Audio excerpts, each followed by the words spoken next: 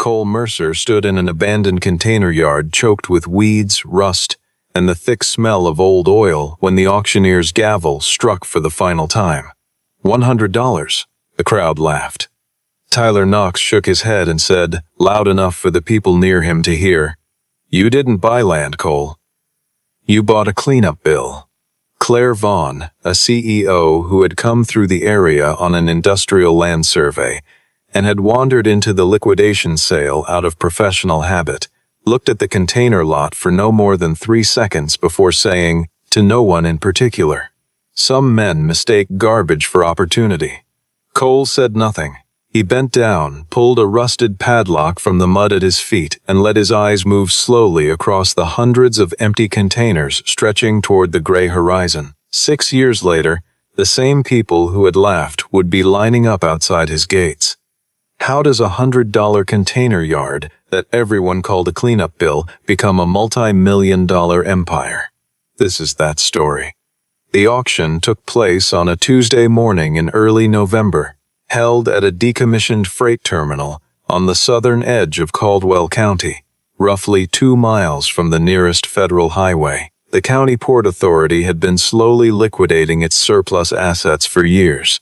Broken forklifts, outdated dock machinery, hydraulic lift systems that no longer lifted, and this particular morning, the last major lot had come up for bid. A sprawling container yard covering just under 4 acres, home to several hundred steel shipping containers that had sat idle since the terminal closed.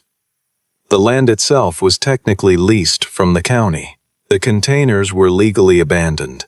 The infrastructure connecting them, corroded pipes, a non-functional electrical grid, a chain-link fence that had mostly collapsed, was classified in the county's books as a liability rather than an asset. Nobody in the crowd of about 40 real estate speculators, industrial scrap dealers, and idle curiosity seekers had come to buy it. Most had shown up to watch it get written off. Cole Mercer arrived in a faded blue pickup truck with close to 200,000 miles on the odometer, wearing a canvas jacket with a torn left pocket and work boots that had been resoled twice. He was 38 years old. 14 months earlier, his small freight brokerage had collapsed under a combination of lost contracts, rising fuel costs, and a debt restructuring that ended in a bankruptcy filing. His credit score sat somewhere below 500. Every bank within 60 miles had turned him down for a business loan, including Brooke Ellis at First Continental, who had declined twice with the kind of careful sympathy that made rejection feel professionally appropriate. He had no investors, no partners, no safety net, and no plan that could be presented in a conference room without someone asking him to leave.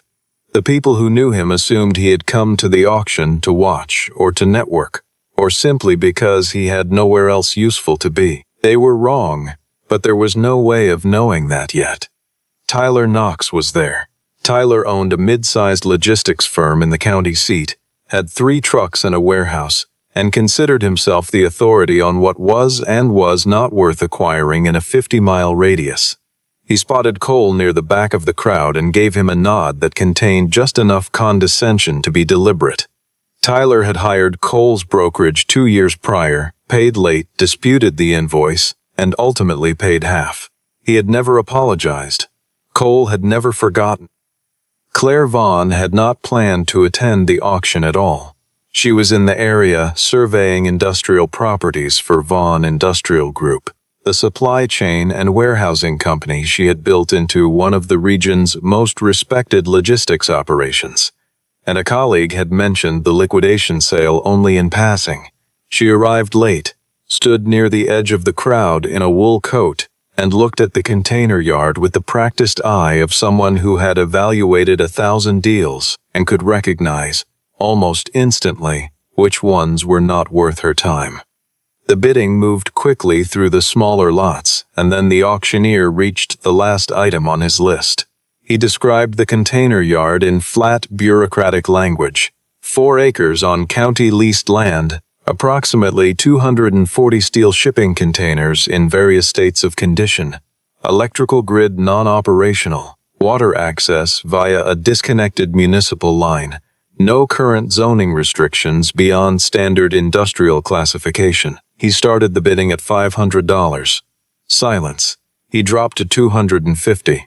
More silence. He dropped to $100. The crowd stirred.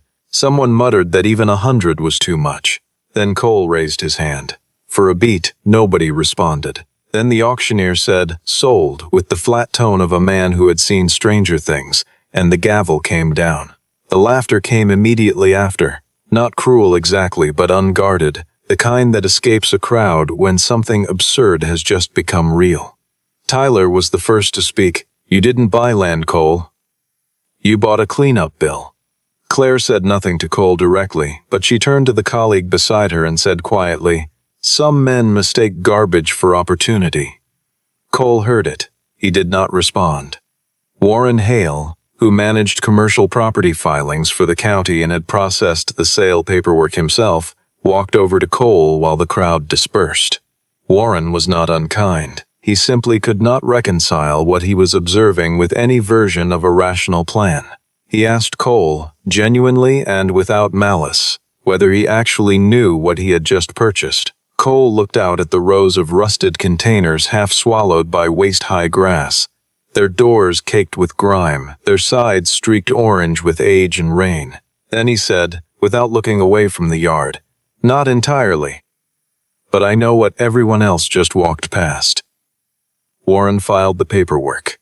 Cole pulled out the back of the auction receipt, a crumpled half-sheet of carbon paper, and began to draw.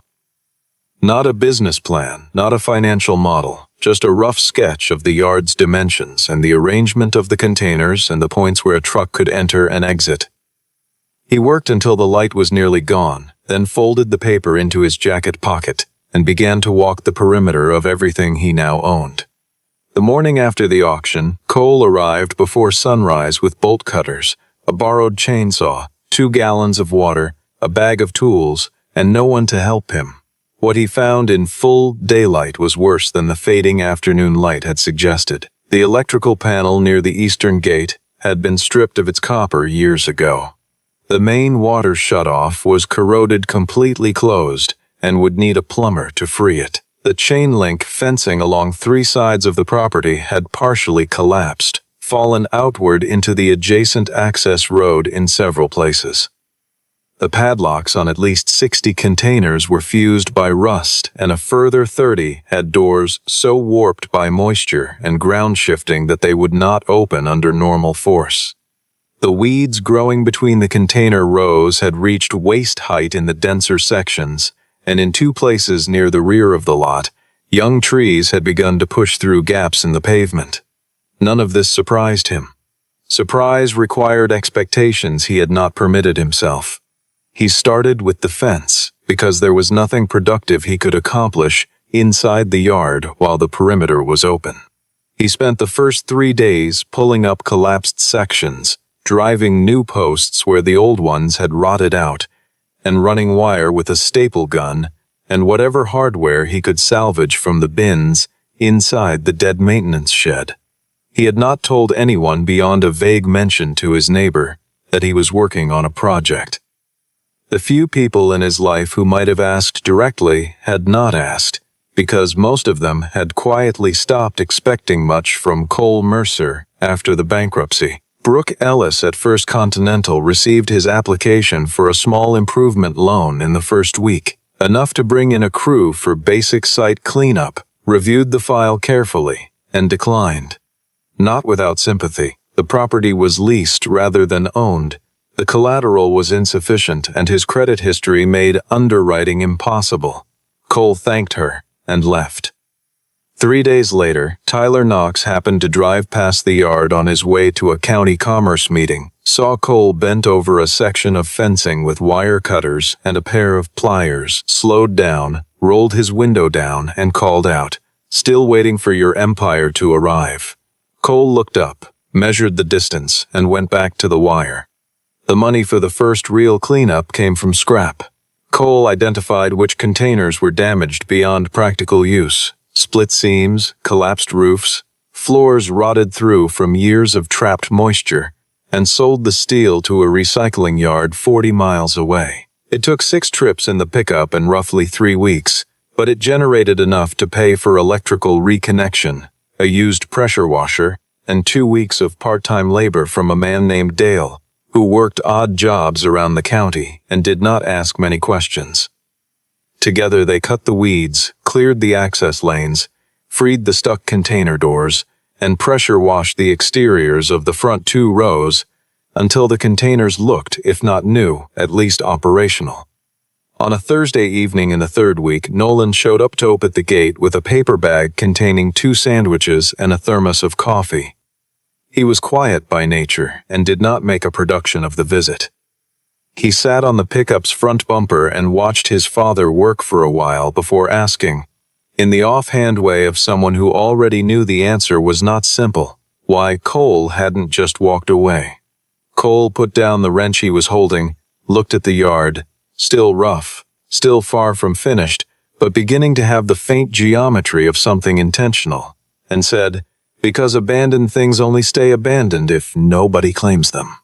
Nolan handed him a sandwich. They ate without talking, and the yard was quiet around them, except for the wind moving through the hollow steel. Cole slept in the truck cab the first 2 nights when he worked late, unwilling to leave the unattended yard after dark. On the 3rd morning, with the fence solid and the access lanes clear and the first row of containers clean and accessible, he found a piece of scrap plywood in the maintenance shed, painted it white with an exterior can he found on a shelf, and lettered it in black with a wide-tipped marker. He drove 2 steel stakes through the bottom edge and hammered it into the ground beside the front gate. It read in uneven but legible letters, Mercer Container Yard, Storage, Repairs, and Second Chances. He stepped back, looked at it for a moment longer than he intended to, then went back to work.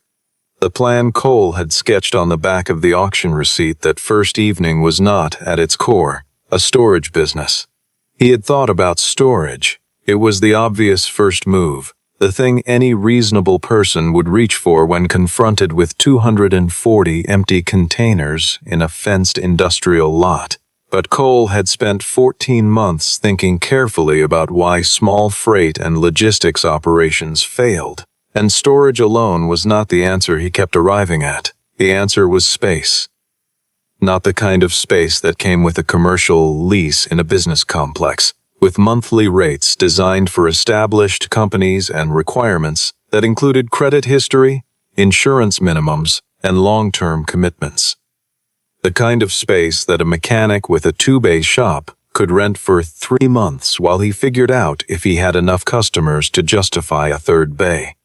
The kind of space that a food truck owner could use as a commissary kitchen without signing a 12-month contract.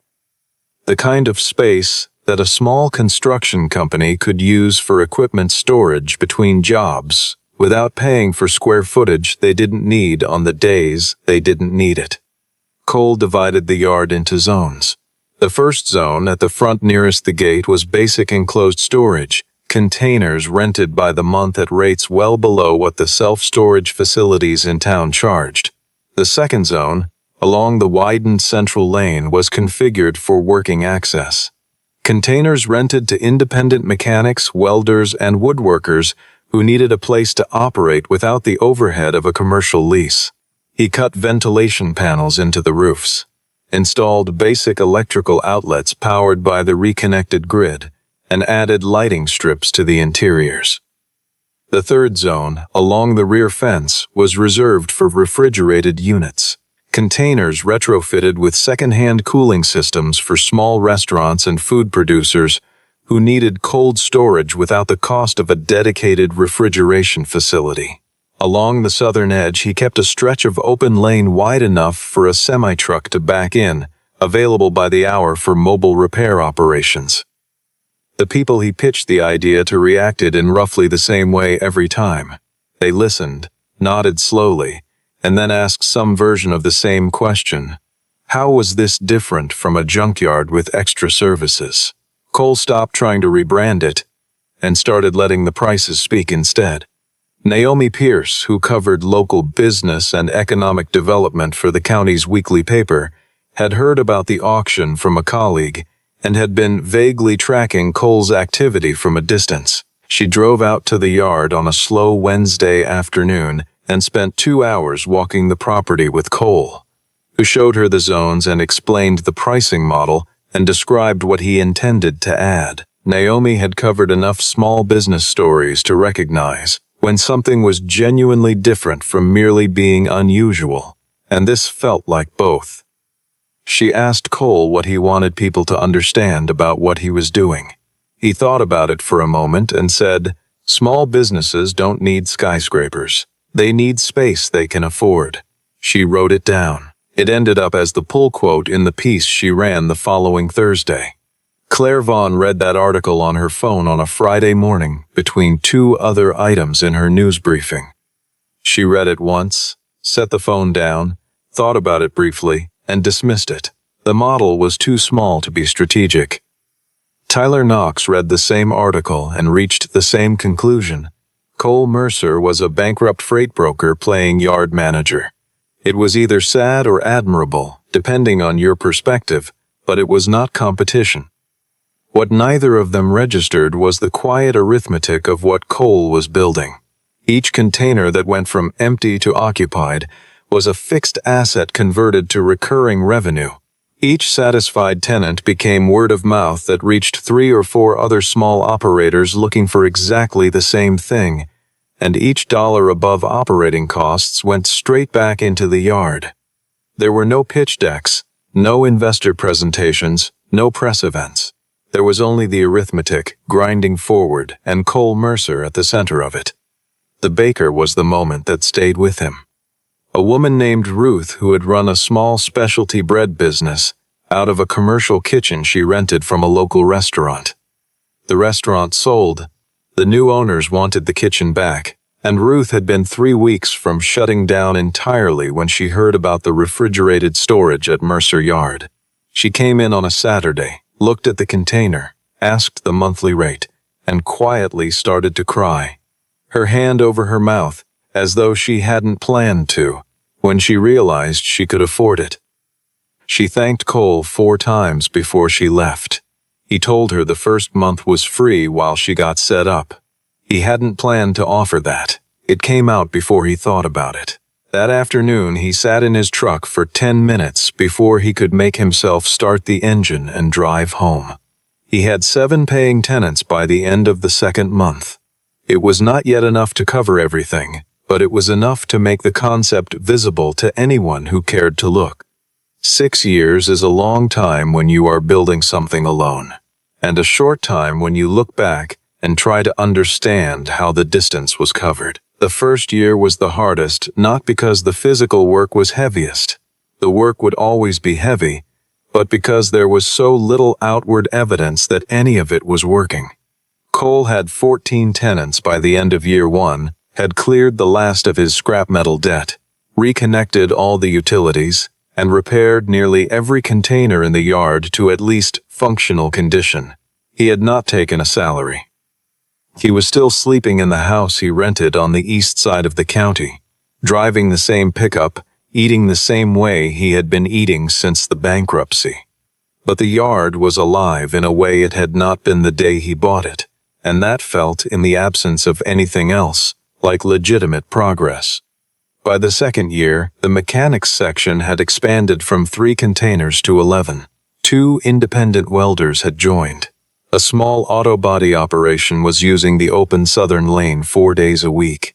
Cole added a security camera system using equipment from an electronics distributor liquidation sale, wired it himself over 2 weekends, and installed a keypad entry at the main gate. The 3rd year brought the refrigerated logistics expansion. Demand had grown steadily as local food producers, small restaurant groups, and a regional farmers cooperative heard about the yard through the network of small operators who worked there.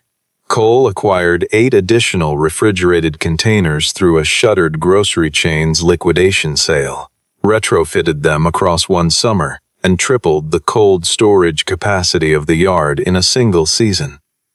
By year 4, Nolan had built a management system for the operation.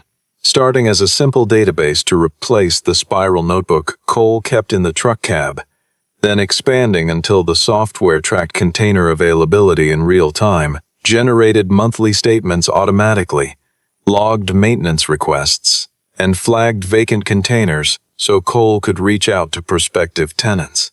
It was the first time since the bankruptcy that Cole felt something like leverage, the sense that the yard could now operate at a scale where his own two hands were no longer the ceiling.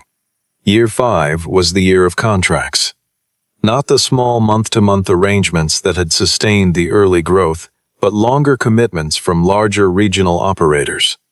A building materials company needing overflow warehousing, a trucking firm needing secure staging space for high-value freight, a cold chain food distributor that signed a 12-month agreement for a block of refrigerated containers. Cole brought in 2 full-time staff members and started paying himself a modest salary for the first time. He also installed a rooftop solar array across the front section's containers, which cut the yard's electricity costs by more than half, and made the operation genuinely profitable at a level that would have seemed implausible 4 years earlier. By the end of year 6, Mercer Container Yard covered the original 4-acre lease, plus an adjacent 2-acre parcel Cole had negotiated from the county the previous spring. It had more than 180 tenants. It employed 11 people directly and supported, by rough count, another 67 small business operations that relied on its storage, workspace, and cold chain infrastructure. Naomi had been updating her original profile piece annually, each version adding another layer to the story of a yard that refused to stay small. Cole had been offered 2 podcast interviews and declined both. He did not particularly want to be a story. He wanted to run a yard. Through all of it, he kept the padlock, the rusted one he had pulled from the mud on the afternoon of the auction, the one that had been his only souvenir of that day's strange optimism. It hung on a nail just inside the door of the small container that served as his office, the original one, the first container he had cleaned and wired and turned into a working space in the second week of ownership. He had been offered nicer arrangements more than once. He had stayed.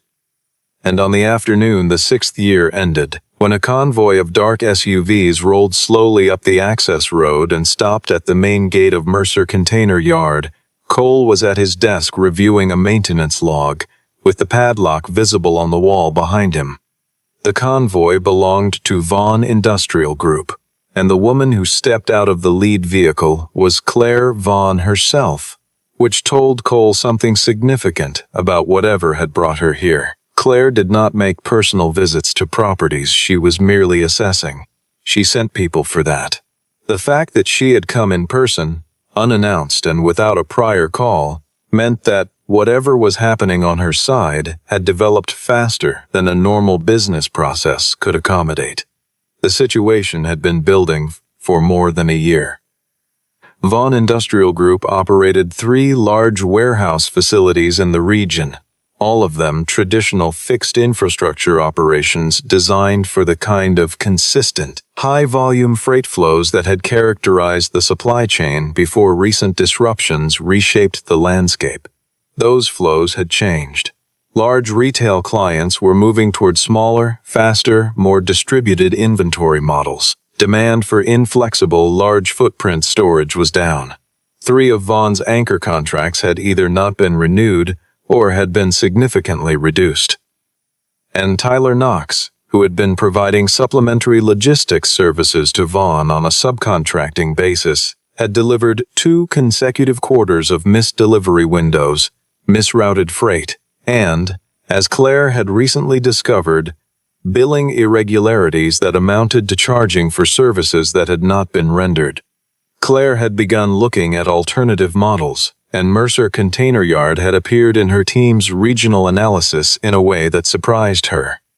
Not as a marginal oddity, but as a hub, the entity through which a significant portion of the region's small business logistics activity was now quietly flowing, without anyone at the large firms having noticed.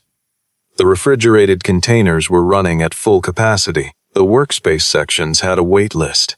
3 mid-sized regional companies were using Mercer as overflow storage for peak demand periods.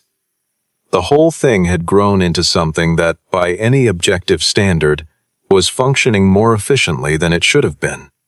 Cole received her in the small container office, offered her a chair, and waited. Claire had developed, over her career, a considerable command of the opening move in a negotiation, the reframing statement, the compliment with an edge, the gesture toward mutual benefit that concealed the power differential without eliminating it. She used none of those tools with Cole.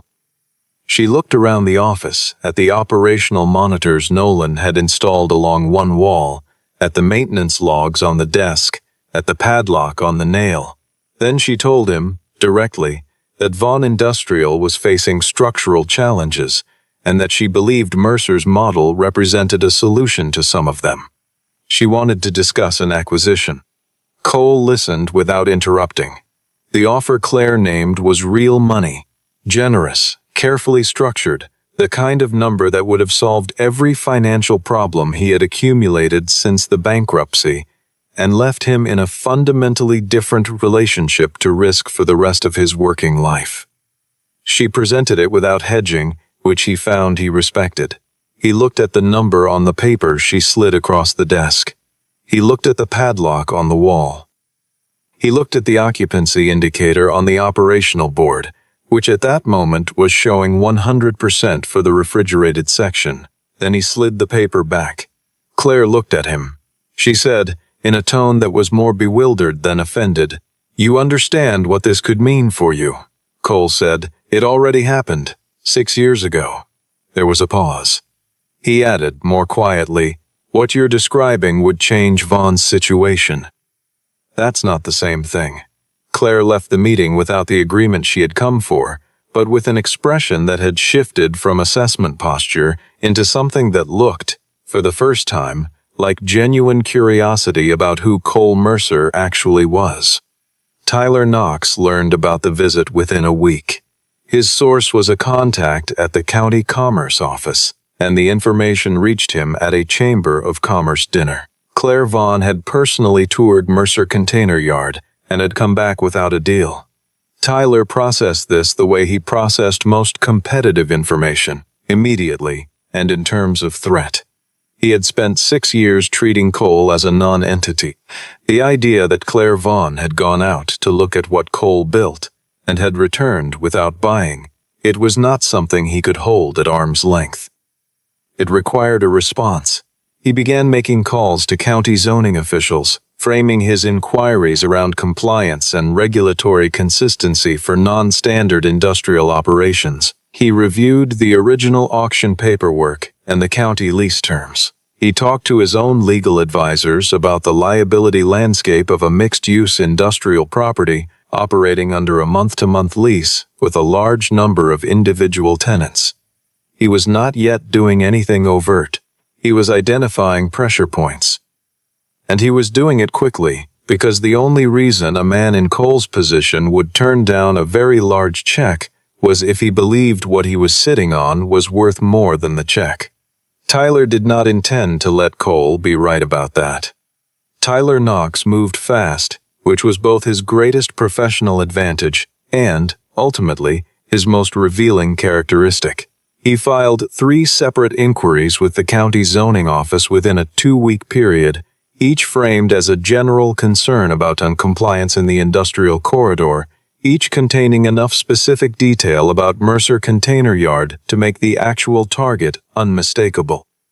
He alleged that the yard was operating as a de facto industrial park without proper commercial classification, that its mixed-use tenant arrangement violated the terms of the county lease, and that its food storage operations required a separate inspection certification that had not been obtained. None of the allegations was entirely fabricated. Each contained a kernel of genuine regulatory ambiguity, the inevitable result of a business model that had grown faster than its owner had been able to formalize every compliance detail. The first consequence, Cole felt, was a letter from the county zoning office informing him that a compliance review had been initiated. The letter arrived on a Monday. By Wednesday, his largest freight staging client had called to say Their legal team was recommending they pause their contract while the compliance question was unresolved. The loss of that contract alone would not close the yard, but it would eliminate a significant portion of the revenue covering the expanded staff and the solar maintenance. Tyler's second move was more sophisticated.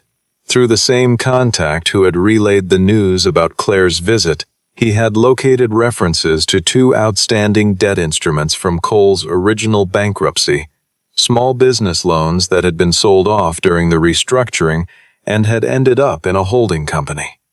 Tyler acquired the holding company, giving him legal standing to accelerate the repayment schedule. The amount was not enormous by commercial standards, perhaps $60,000 in principal and accrued interest, but the timing was designed to destabilize. If Cole had to direct operating cash toward debt service at the same moment his largest client was pausing and the county was conducting a compliance review, the arithmetic of the yard would tip toward crisis. Brooke Ellis at First Continental was the first to see the shape of what was happening. She had been tracking Mercer's account since Cole opened it, and when she saw the notification of the debt acceleration, she pulled the original loan files and found a procedural irregularity in how the loans had been packaged and sold. The transfer to the holding company might not have been fully executed under proper notice. It was not a definitive finding, but it was enough to pause enforcement while a legal review was conducted, which bought time. She called Cole's attorney without calling Cole directly because she did not want to raise expectations she couldn't guarantee. But she made the call.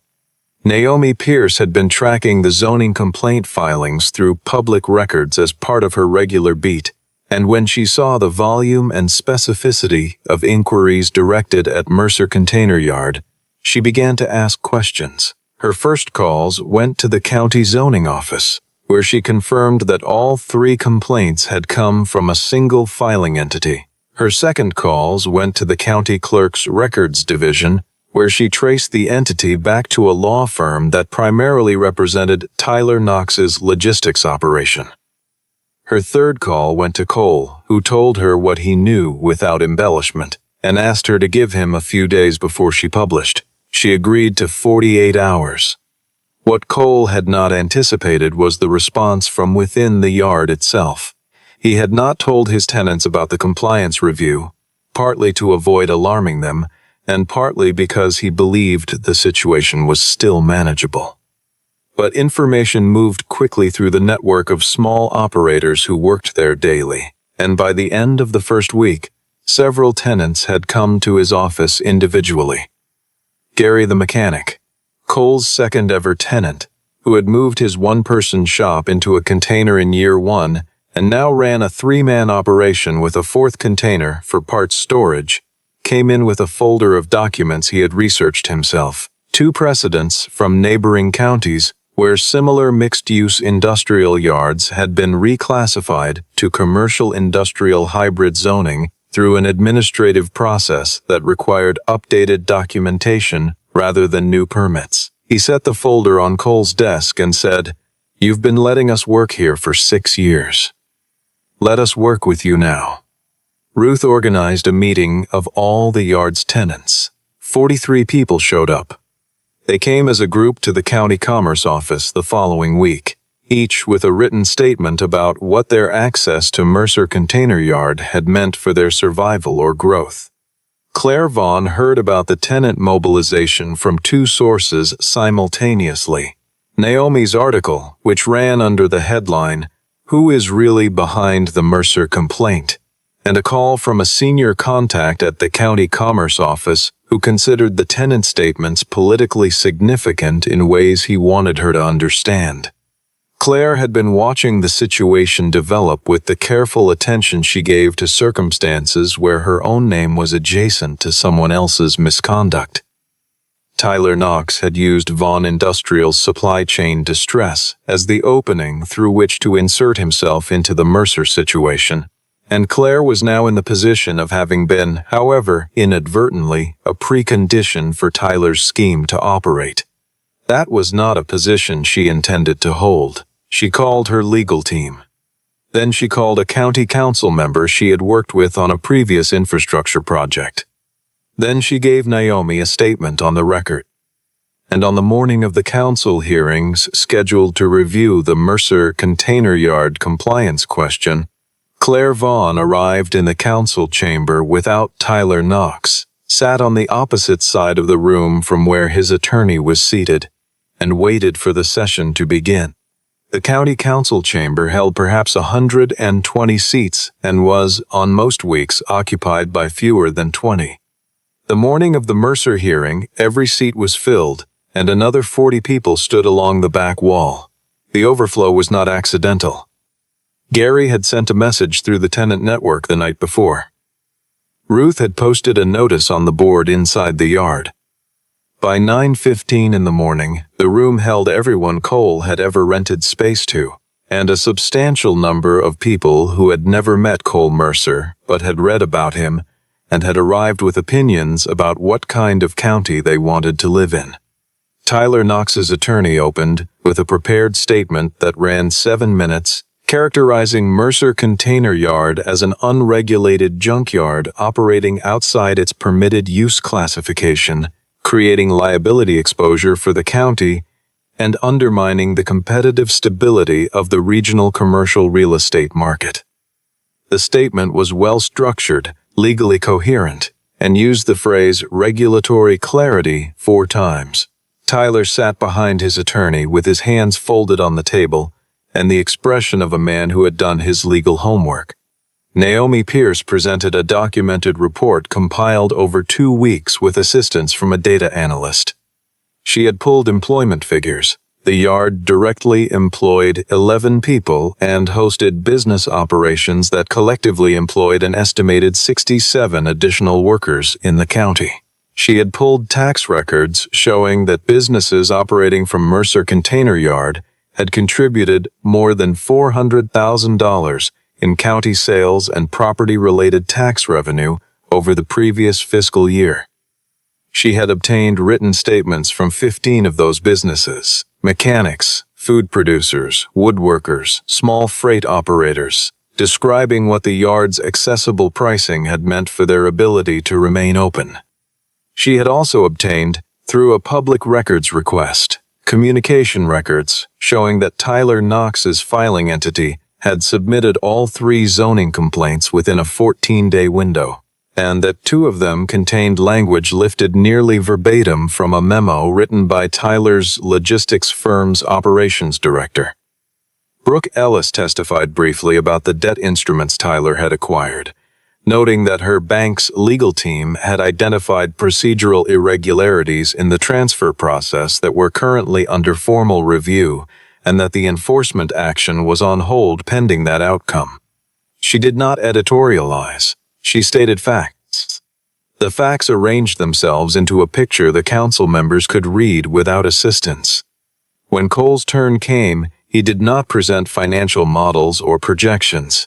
He stood, thanked the council for their time, and said that Mercer Container Yard had started as a $100 purchase of something everyone else had decided to discard, and that the only plan he had ever had was to create the kind of space where a person who was getting started, or getting back up, could afford to operate. He said he had not set out to build a logistics hub or a commercial real estate empire. He had set out to run a useful yard. The yard was, by any measure he knew how to apply, useful. Then he sat down. Claire Vaughn stood during the public comment period without having been called, and identified herself for the record.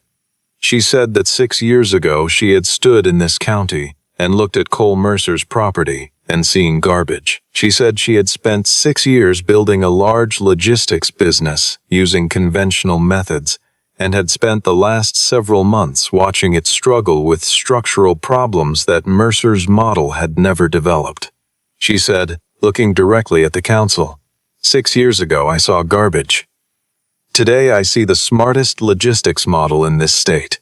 She sat down without looking at Tyler Knox. The room was quiet for a moment. Then it was not. The council voted to grant a hybrid commercial industrial zoning classification to Mercer Container Yard, under an expedited administrative process, extended the county land lease for an additional 15 years, and opened a formal inquiry into the conduct surrounding the complaint filings. Tyler Knox left the chamber before the vote was read into the record. His attorney followed. Several of the contracts Tyler had been holding with Regional Logistics clients did not survive the week, as Naomi's reporting circulated, and two of those clients began making inquiries of their own into what their subcontractor had been doing with county administrative channels. Cole stood in the parking lot after the session ended and received what felt like half the county coming to shake his hand. Gary pumped his arm twice and said nothing, which was eloquent. Ruth pressed a paper bag into his hands. Inside was a small loaf of bread with a handwritten note that said, simply, "Thank you for the first month." A reporter from the Regional Business Journal caught Cole near his truck and asked the question she had clearly been building toward for some time. She asked what he called what he had built. Was it a container yard, a logistics company, an industrial park? Cole looked out across the parking lot toward the road leading back to the yard, where he knew the lights were on and the tenants were working, and the system Nolan had built was tracking it all with quiet precision. He said, "I call it a place where people who got turned away can start again." The reporter wrote it down. The room behind him, still audible through the open-chambered doors, was still applauding. Mercer Container Yard became Mercer Modular Logistics in the spring of the 7th year, not because Cole had been planning the rename, he had not, but because 3 separate entities that wanted to formalize partnership arrangements had asked, in separate conversations, whether the business had a name that more accurately described what it had become. Cole spent about a week resisting the idea, then asked Nolan what he thought. Nolan said the old name had been accurate for what it was, and the new name was accurate for what it was now. Cole filed the paperwork the following Monday. The original container office stayed exactly as it had been. Other people had moved into newer spaces. Nolan ran the software and data side from a dedicated room in the newly built operations center at the east end of the lot. But Cole kept his desk in the container, where he had always kept it, with the padlock on the nail and the operational monitors on the wall and the maintenance logs in the same folder system he had used since year 2. He had been offered better arrangements more than once. He had stayed. Claire Vaughn joined the operation not as an owner, but as a strategic partner, a formal arrangement in which Vaughn Industrial Group provided connection to major freight networks, while Cole's operation handled flexible, modular logistics that Vaughn's traditional infrastructure could not accommodate. The arrangement was structured so that Cole retained full operational control and majority ownership. Claire had agreed to those terms without extended negotiation, which told Cole something about what the previous 6 years had changed in her understanding of value. Naomi Pierce's final piece in the series ran under the headline, "The $100 Yard That Rebuilt A Town." It appeared in the Regional Business Journal, was picked up by 3 national trade publications in the logistics and commercial real estate sectors, and generated, over the following 2 weeks, inquiries from operators in 4 other states asking whether the Mercer model was replicable, and whether Cole would consider consulting on new sites. He held those inquiries. He was not opposed to the idea. He was, at the moment, busy. Warren Hale came by the yard one afternoon in early fall, unannounced, the same way he had asked Cole his careful question in the auction parking lot 6 years before. He stood at the gate and looked at what had become of the property he had processed paperwork for.